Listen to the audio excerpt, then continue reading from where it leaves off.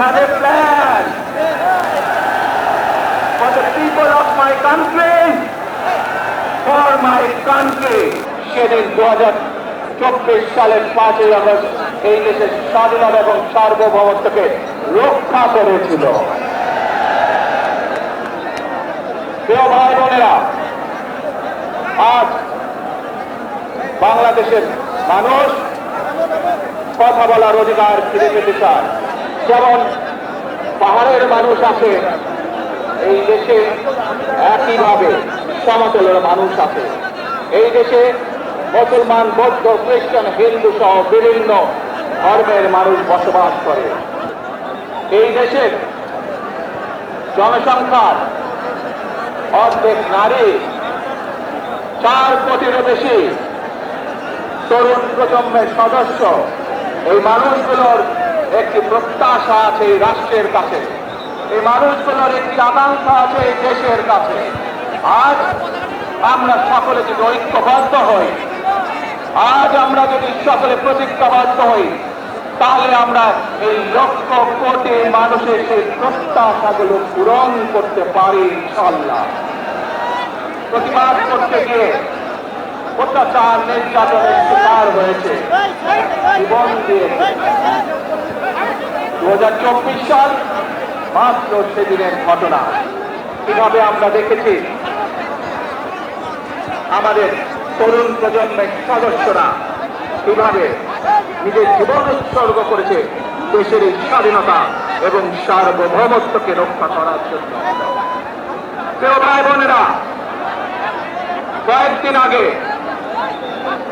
এই বাংলাদেশের 24-এর আন্দোলনে যারা শহীদ হয়েছেন, ওসমান হাদি সহ 71-এ যারা শহীদ হয়েছেন, বিগত স্বৈরাচারের সময় বিভিন্নভাবে খুন করে শিকার হয়েছেন, এই মানুষগুলোর রক্তের ঋণ যদি শোধ করতে হয়, আসুন আমরা আমাদের সেই প্রত্যাশিত বাংলাদেশ গড়ে তুলব, যেখানে আমরা সকলে মিলে কাজ করব, যেখানে আমরা সকলে মিলে আমাদের প্রত্যাশিত বাংলাদেশকে গড়ে তুলব। প্রজন্মের সদস্যদেরকে আজ গ্রহণ করতে হবে, যাতে করে এই দেশকে আমরা সুন্দরভাবে গড়ে তুলতে পারি।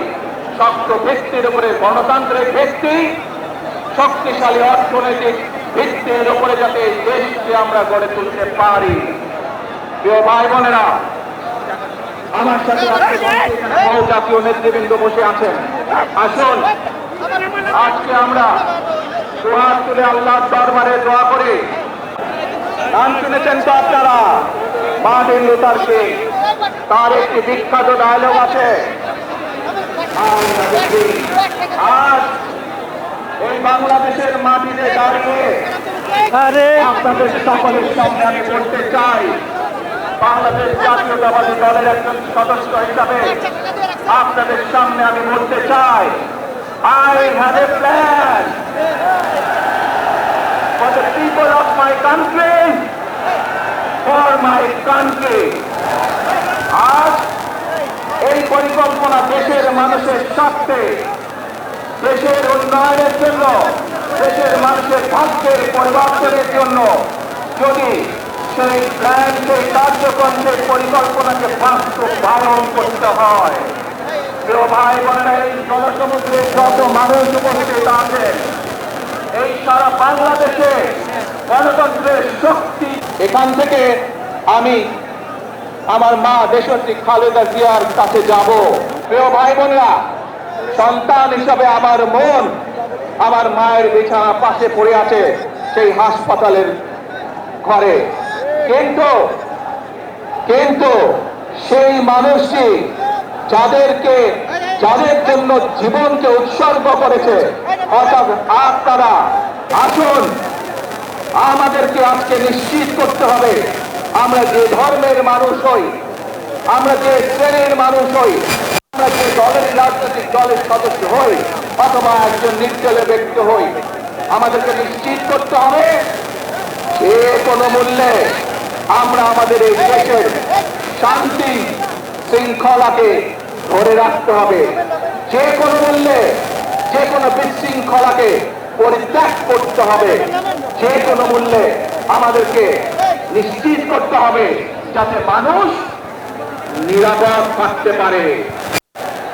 শিশু হোক, নারী হোক, পুরুষ হোক, যে কোনো বয়স, যে কোনো শ্রেণী, যে কোনো পেশা, যে কোনো ধর্মের মানুষ যেন নিরাপদ থাকে, এই হোক আমাদের চাওয়া আজকে। প্রিয় ভাই বোনেরা, আসুন প্রিয় ভাই বোনেরা, সবাই মিলে আজ আমরা প্রতিজ্ঞাবদ্ধ হই, সবাই মিলে করব কাজ। কে জোরে আরো, সবাই মিলে করব কাজ, বাংলাদেশ।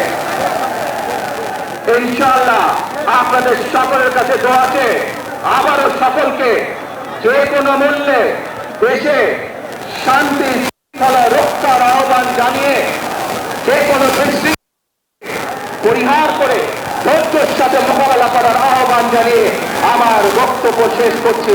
আবারও আপনাদের কাছে কৃতজ্ঞতা প্রকাশ করছি আজকে আমাকে এইভাবে বরণ করে নেওয়ার জন্য। আল্লাহ হাফেজ। বাংলাদেশ জিন্দাবাদ, বাংলাদেশ জাতীয়তাবাদী দল জিন্দাবাদ। আসসালামু আলাইকুম। কামাল নেমে আসো।